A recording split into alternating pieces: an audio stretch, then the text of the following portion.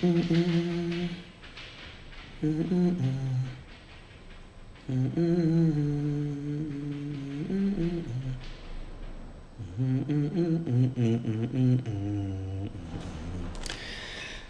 ngithemba ukuthi ke i-lockdown isaphethe kahle.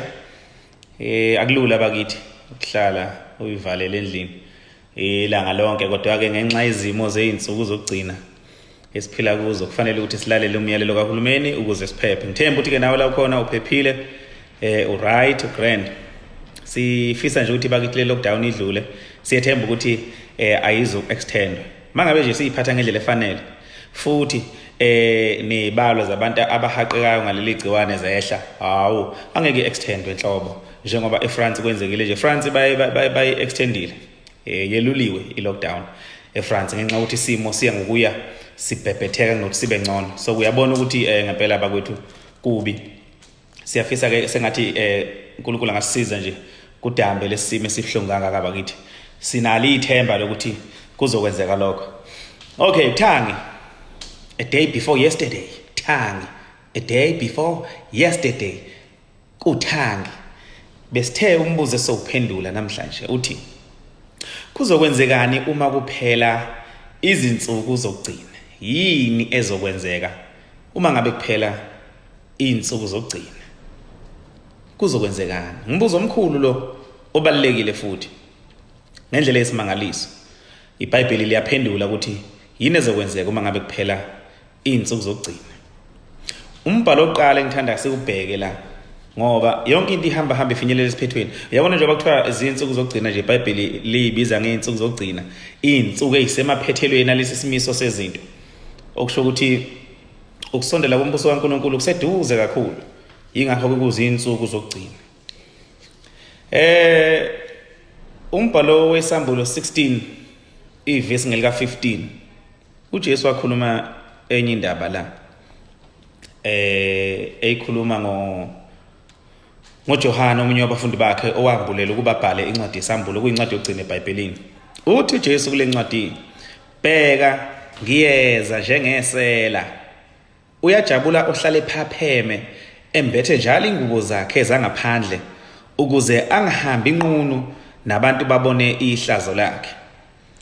Iphuzo ufuna ukulitholela nelibalekile ofanele lihlale engqondweni zethu yileli lithi uyeza njengesela.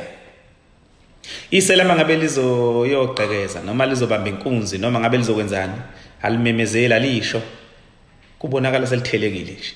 Malizofika lizokweba liyatheleka nje, kungazelele umuntu. So ke noJesu la wasixwayisa ukuthi uyofika njengesela. Yingakho ngenxa ukuthi uyasithanda uJesu kakhulu, wathi nakube uyofika njengesela kodwa wasinikeza izimpawu zokuthi sizobona ngani uma ngabe sekuseduzane ukuthi kwenzeke lokho. So ke bese sihlala silindile. Uyayibona indaba? Waze wenza imfanekiso ngomkhiwane. Abaningi bayawazi umkhiwane abakholele indawo zasemakhaya. Umkhiwane esinye sezihlahla esitholakala eindawo zasemakhaya, kakhulukazi eindaweni ezingamahlathi lawa ngoduka athole, kanjalo naseindaweni engasemfuleni, esithela amathelo awo abizwa ngokuthiwa imkhiwane. Empeleni sibizwa ngokuthiwa amakhiwane.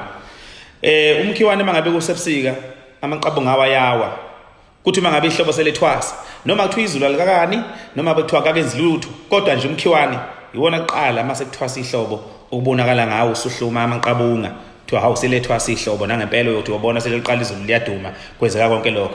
So uJesu wathi ke asofunda emkhiwaneni. Uma ngabe umkhiwane usuhluma amaqabunga, ngempela suke sesazi ukuthi ihlobo liseduze. Wayesethi ke njengoba sitshela nangeinsuku esiyobona ngazi ukuthi sekusondela usuku likaJehova uNkulunkulu uyise, siyobona ngani.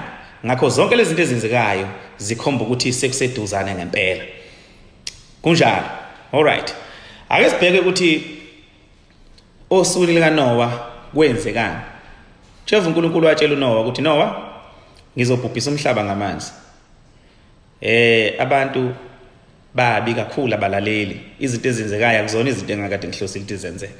Ububi base buxakile emhlabeni ngaleso sikhathi. Kunabantu okuthiwa baba nefile, okuthiwa babe bade ngendlela esabekayo. Cishe babekhula babe u6 meters kanje. Bebakhulu bengakaze babonwe labo bantu ngenxa ukuthi babezaleke ngendlela engesiyona yemvelo. Mawufunda ke lapha na kuGenesis usuka nje kuGenesis usahluko 5 uyakuthola lokho ukuthi kwenzeka kanjani. So ke uNkulunkulu wasethatha isinqumo sokuthi umhlaba ke ngaleso sikhathi abakhileyo kuwo. Makhulunywa ngomhlaba eBhayibhelini sikhulunywa ngabantu bakithi umhlaba izakhamizi ukuthi uzobabhubhisa ngamanzi. Watshela uNoah ukuthi akhe empeleni watshela uNoah ukuthi uzokwenza lokho. uNoah waqala watshela abantu ukuthi uNkulunkulu yini azoyenza. Cishe isikhathi esingaba iminyaka u60 engakasho ukuthi akakho umkhumbu Noah. Abantu bangamlalela uNoah. Kuthe emva kweminyaka u60 uNkulunkulu asho ukuthi umhlaba uzowubhubhisa. Wayesetshela uNoah ukuthi yakha umkhumbi. Yayibona indaba. Wamchazela umkhumba wakhe kanjani ngoba yiwona ozomphephisa yena nomndeni wakhe ngoba yibona ababelungile kuphela ngaleso sikhathi. Kanye nezilwane ngambili zonke ngeinhlobo zazo.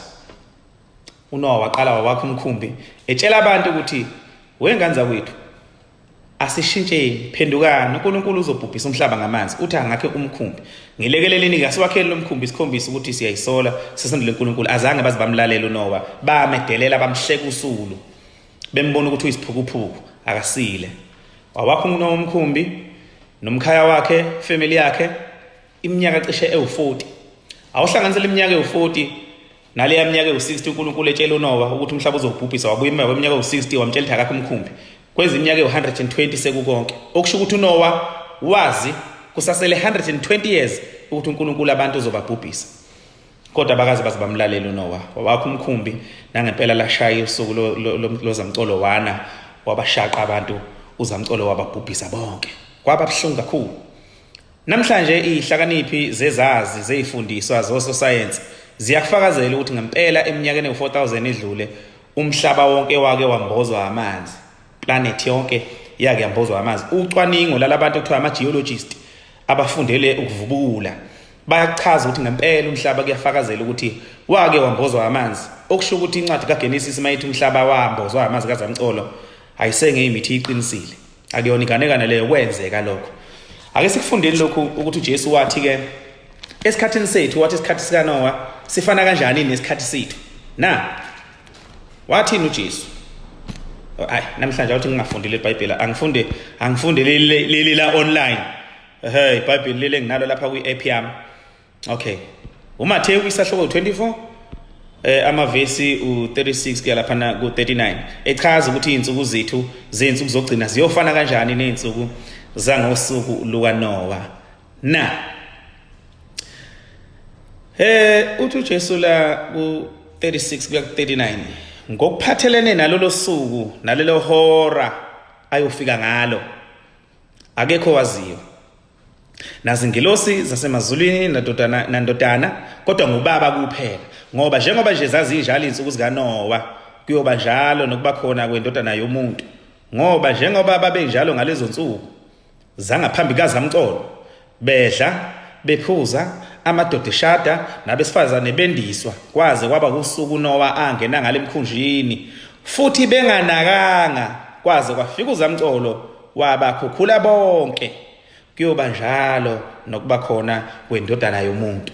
Yayibona indaba ehlungu uthi uJesu lapha abazange banake abantu bangesikhathi sika Noah bamziba baba ignorant bayiqhubekela nje nokuphila kwabo kujwayelekile bayishatela abashadayo njalo bephilela ukuphila kuvamile nje benganamsebenzi ukuthi uNoah uthi hayibo asakhe nomkhumbi ukuze sisinde embujisweni lutho abangamnaka.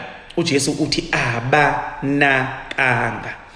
Uthi kuJesu ke isikhathi ke lesazobuya ngaso sifana ncimishi nesikhathi sika Noah. Ngeke abantu baze banaka. Nangempela kunjalo. Uyabona njengamanje siphile insuku zokugcina. Ngisho ingane ekhasayo iyakubona lokho. Kodwa abantu abagqiza iqakala lokho, abantu abakushaya imkhuba lokho, abantu bakushaya indiva lokho. Benza sengathi ababoni. Abanandaba nje abasinothi lidumephi. Bayiphilela nje ukuphila okuvamile. Uyakhumbula umbhalo enqale ngawo esambulo. Uthe uyofika njengesela. So ke asihlale silindile, sihlale siphapheme. Ngoba uzofika njengesela uJesu Kristu. Ufanisa izinsuku zangesikhathi sika Noah nezinsuku zethu. Zifana ncimishi namhlanje njengoba sifunda iBhayibheli kanje. Sakha umkhumbi ongokomoya. Sakha umkhumbi. sonke asizeni bafowethu siwakheni lomkhumbi ngokuthi senze izinto uJehova uNkulunkulu ayifunayo, silalele uJehova uNkulunkulu ukuze sisinde ngosuku luka Jehova lwembubhiso, ngoba masingekwenza ngalokho angeke size sisinde. Iqiniso elibhlungu lelo. Okay, asibheke njengamanje umbhalo kaPetro wesibili isahluko u2 verse 3 kuya lapha ke ku4 kanye no5 kuya lapha ke ku7. Okay, umbhalo kaPetro wesibili isahluko u2 verse u3 uPetro wesibili isahluko 2 verse u3. Okay, nazi into zami zithanda ukungixakala nabakithi. Okay, mana-ke ngiyilungise kahle le ndaba yami, ngoba ithanda ukuthi ingixake la. Okay, alright. Bantu ngihlelwa yini nabantu sahluko 3 not 2. Yes, awubone ke sengiyilungisileke. Petro wesibili chapter 3 ivesi u3 uPetro wesibili chapter 3 ivesi u3. Ngiyakufona ngixolisa bese ngididekile lapha ngiphambanisa amaphepha ami ngibhale kula ukuze ngikwazi ukulandelanisa kahle yonke lento esiyenzayo njengamanje.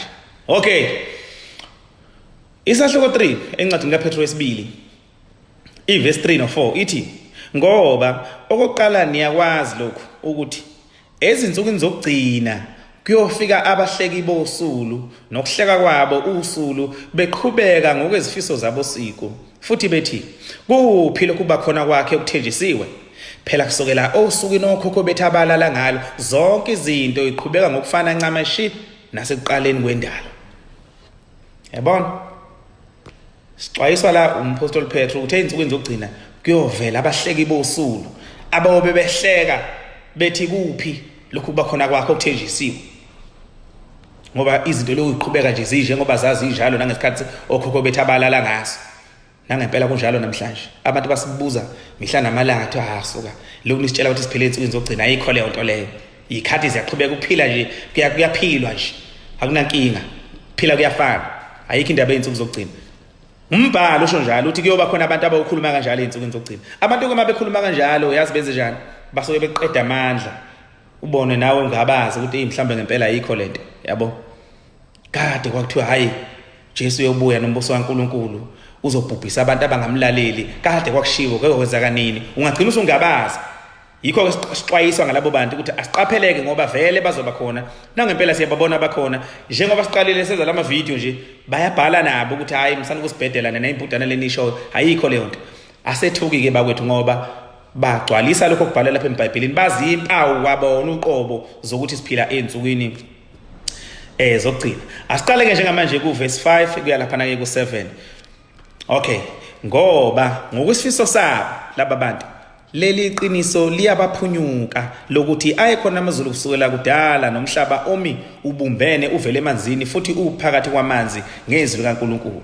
Ngawo izwe la ngaleso sikhathi labhujiswa lapho limbozwa ngamanzi, isikhathi sika Noah labhujiswa lapho limbozwa ngamanzi, kodwa ngezwi elifanayo amazulu nomhlaba okukhona manje abekelwe umlilo futhi ayagcinwa kuze kube sosukwini lokwahlulelwa nolokubhujiswa kwabantu abangamhloniphi uNkulunkulu.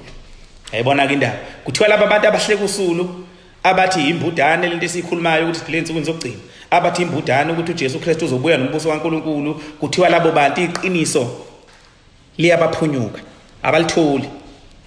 Yabona, liyabaphunyula iqiniso lokuthi ngisho umhlaba wangaphambili ngaphambi kwethu thina sizukulwane sikhona manje wakwabhujiswa ngamanzi abantu ababengamhloniphi uNkulunkulu. Lelo qiniso liyabaphunyuka ngoba balikholwa bathi imbudane inganekwane leyo. Uyabona, so ke namanje kuzophinde kwenze okufanayo ke kuthiwa ke lo mhlaba khona ke manje. Khumbula ukuthi makukhulunywa ngomhlaba iBhayibheli ikhathi esiningi lisuke ligxilile sekuyizakhamizi kubantu abaphilayo, lithi ubekela umlilo. Akusezukuba ngamanzi, kobe kusha umlilo ongakazi ubone wesabeka ngalolo suku uJesu Kristu ayobuya ngalo nombuso kaNkulunkulu uyise esewulethe lapha emhlabeni ukuba ezobusa kuze kube nini nanini. So ke akufanele ke bakwethu sifane nalabo abantu abashiwo la, abantu abangakholela ukuthi uNkulunkulu uzoletha umbuso wakhe ozoqeda ububi, uqede ukuhlupheka, uqede indlala, uqede ngisho ukufa imbala. Akufanele singabazi lokho ngoba iBhayibheli liyasitshela. Asingafani nalabo abantu abangezinye zezimpawu zokugcina abathi imbudane le, inganekwane le. Asigweme lokho. Sihluphe ngokufuna ulwazi olunembile lokuthi uNkulunkulu singasondela kanjani kuye. Khumbule ulwazi olunembile. Ngoba abantu abaningi esikhathini sethu liyabaphunyula ulwazi olunembile, liyabaphunyuka abalitholi, bayanhlanhlatha kakhulu. So kuyingozi asizame ukufuna ulwazi olunembile ukuze sikwazi ukusinda uma lolu suku lika Jehova uNkulunkulu lufika maduzane, ngoba hayi bandla luseduze ngendlela emangalisayo. Nakho okunye ngifuna sikukhulume la. uJesu Kristu uma ukhumbula ngekade sikhuluma esihlokweni la khona sikhuluma ngokuthi ziyoba yini noma sibona ngani noma sazi kanjani ukuthi siphile insukwini zokugcina, wasexwayisa ngabaprofeti bamanga, wathi bayothi chithi saka, wathi bayodukisa abaningi. Esixwayisa ngabaprofeti bamanga, nangempela siyababona bazinqwaba bazindimbane emhlabeni wonke jikelele, baningi abaprofeti bamanga. Omunye uyayibuza ukuthi hawu ngobe sebabona kanjani abaprofeti bamanga? Wathi uJesu niyobazi ngezithelo zabo, ngezithelo zabo. Amanye amazwi ngemisebenzi yabo. Wathi niyobabona nje kanjalo abaprofeti bamanga bese nibagwema-ke, ngoba bayingozi, badukisa abantu abaningi ey'nsukwini zokugcina. Kodwa kuyokwenzekani ngabo? Awuthi ke sifunde nanku umbhalo. uMathewu 7 ivesi u21 kuya ku23. Ukuthi kuyokwenzekani ngabaprofeti bamanga, abaholi benkolo ababadukisi, abakhohlisa abantu. Okay? Mathewu chapter 7 ivesi ngelika 21 kuya ku 23. Uthi lo mbhalo uJesu lokhuluma la. Akuyena wonke umuntu othi kimi Nkosi, Nkosi oyongena embusweni wamazulu, kodwa lo owenza intando kaBaba osemazulwini uyongena. Akusikhona nje ukuthi abathi Nkosi, Nkosi, kodwa akuyongena owenza intando kaBaba osezulwini. Uthi uJesu lapha abaningi bayokuza kimi ngalolo suku sekushubile, bathi Nkosi, Nkosi, asiprofethanga yini egameni lakho, saxosha amadimoni egameni lakho, senza imisebenzi eminingi yamandla egameni lakho na? Uthi uJesu, kodwa ngiyovuma kubo ngaleso sikhathi ngithi angikaze nginazi, sukani kimi mina benzi bokubi noma bokungabi namthetho. Babe bekhala belila kukubi kushubile. Nkosi, asikhiphanga namadimoni in the name of Jesus, senze imangaliso in the name of Jesus zamandla. Kodwa uJesu uthi ngiyobaxosha, ngithi hey, sukani la, ngoba kuzobe kubashubele. Isimo leso esibheke kuso njengamanje kubi, kusazoshuba kakhulu, kusazoshuba kakhulu. Kodwa yini ezokwenzeka ngaphambi nje ukuthi uJesu Kristu afike? Nakho kunye kubhaliwe khona la kuMathewu 24. Mathewu 24 ivesi ngelika 21 no 22. Ezinye zezinto lezi ezokwenzeka ezothi mayiqala zenzeka ziyobe zisho ukuthi hayi ke sishayile ke usefika ngempela uJesu. uMathewu 21 empela 24 amavesi 21 ke 22 uthi, ngoba ngaleso sikhathi kuyoba khona usizo olukhulu olungakaze lube khona kusukela ekuqaleni kwezwe kuze kube manje, cha futhi olungasayophinde lube khona. Eqinisweni ukube lezo nsuku azifinyezwanga, akukho nyama ebiyosinda, kodwa ngenxa yabakhethiweyo lezo zinsuku ziyofinyezwa. Ayibona ke indaba, uthi uJesu kuyoba khona usizi olukhulu olungakaze lube khona selokhu kwathi nhlo emhlabeni. Uthi uJesu lezo nsuku ziyofinyezwa ngoba kube aziyokufinyezwa, akho nyama ebiyosinda. So ke sibheke kuleyo nkathi ke usizo olukhulu njengamanje. Kuzoshuba ngempela maduzane nje luzoqala usizo olukhulu.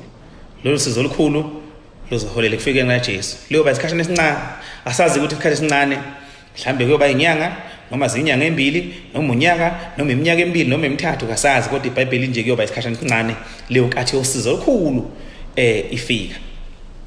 Abese fika kuJesu Kristu nombuso kaJehova uNkulunkulu. Bese kubashubela abaholi benkolo ababadukisi nabaprofeti bamanga. nabantu ababalandelayo angeke baze basinde, kuyoba buhlungu kakhulu. Yingakho kufanele njengamanje sithathe isinyathelo ngamunye wethu ukuthi ake sibhekisise ukuthi yini ngempela uNkulunkulu ayifunayo kithi, iyini intando kaNkulunkulu. La eBhayibhelini akafihleli ukuthi uJehova uchaza yonke into njengoba injalo. Kuthiwa ngabantu abangamhloniphi uNkulunkulu, abantu abangamlaleli uNkulunkulu, yini eyokwenzeka? Nansi incwadi yamaHubo isahloko 37. Awuthi ke siyibheke. Incwadi yamaHubo isahloko 37 ivesi ingelika 10. AmaHubo 37 ivesi ingelika 10. Ithi incwadi kodwa ithi sekuyisikhashana nje omubi abe engasekho, ngokuqinisekile uyibheka indawo yakhe futhi yobe engekho. Abantu abangalungile, abantu ababi, abantu abangamhloniphi uNkulunkulu, lithi iBhayibheli uyobasusa ngalolu suku. Lolo lizofika maduzana njengoba siphila nje einsukwini zokugcina. Kodwa ke ake ngibuze, uma ngabe losithi sikhuluma sithi hayi njengoba sikhuluma nje sifunde iBhayibheli ukuthi umbuso kaNkulunkulu uyeza, uzofika noJesu Kristu awulethe lapha emhlabeni. Ngoba phela emhlabeni kunemibuso yakhona nje, kuyokwenzekani ngale mibuso ke egcwele umhlaba na? Iqiniso elibhlungu elibhalwe eBhayibhelini encwadini kaDaniel isahloko 2 verse 44 liyaphendula. Daniel chapter 2 verse 44. Kuyokwenzekani ngemibuso yomhlaba ekhona mangabe umbuso kaNkulunkulu usufika na? Uthi uDaniel kule ncwadi, einsukwini zalawo makhosi uNkulunkulu wezulu uyomisa umbuso ongeke neze uchithwe, futhi lo mbuso ngeke udluliselwe kwabanye abantu. Uyochoboza uqede yonke lembuso, wona uqobo ume kuze kube nini nanini. Igama elithi nini nanini ngesingisi forever, kuze kube phakade, awunamkhawula, awunakuphela lo mbuso kaNkulunkulu. So ke lembuso ekhona yomhlaba uNkulunkulu uzoyiqeda, uNkulunkulu uzoyibhubhisa yonke ayisusa ayiqede nya. Yini kungani? Ingenxa ukuthi yonke imibuso yomhlaba selokwathi inhlonje emlandweni yehlulekile ukuthi yenelise idingo zabantu. Ayikazi kuqeda ukuhlupheka, ayikazi kuqeda ukugula, ayikazi kuqeda ukufa, ayikazi kuqeda ukuphila ngokungalingani. Abantu baphila ukuphila okungalingani.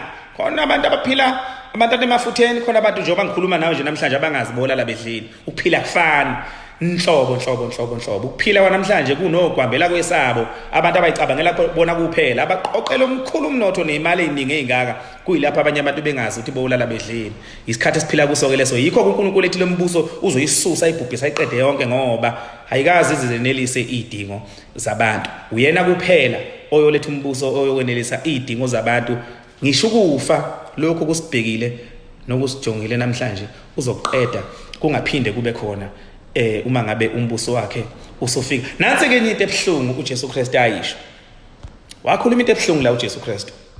Ngifisa ukuthi lento uJesu Kristu ayikhuluma la kuMathewu isahloko 7 uyinakisise, uyibhekisise ngoba ibuhlungu kakhulu. uMathewu 7 verse 13 and 14. Mathewu 7 verse 13 and 14.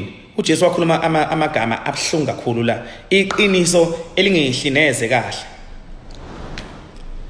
Ngoba sibheke embusweni kaNkulunkulu, siphile insuku zokugcina, umbuso kaNkulunkulu useduzana. All right. Mathewu 7 verse 13 no 14.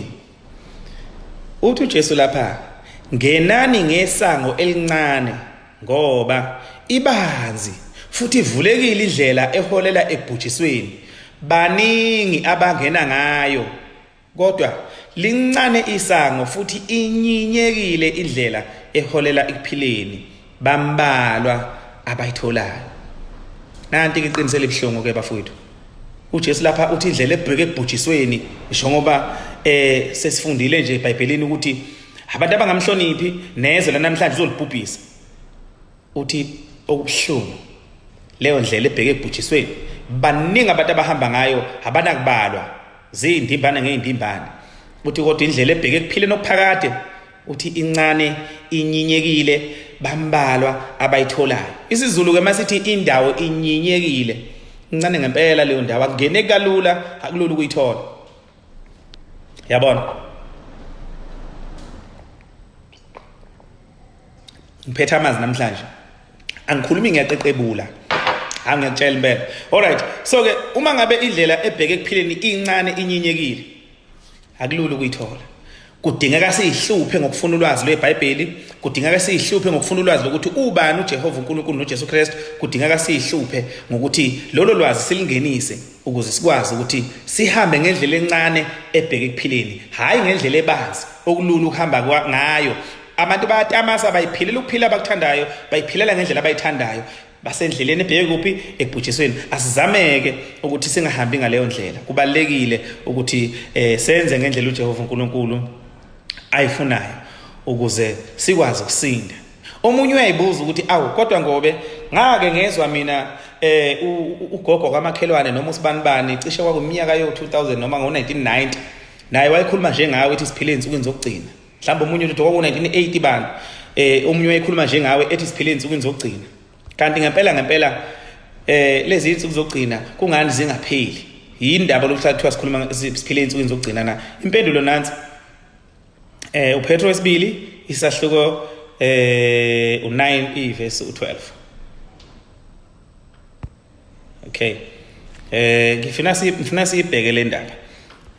uPetro okay ukuthi kungani ngempela isikhathi sihlala siside kangaka na. uPetro wesibili isahluko u2 ivesi 9 kuya lapha na ke ku12. Okay. Yabona ke engathi iyangibalekela ke futhi lencwadi la, angazi ukuthi bengikade ngiyibhale kanjani.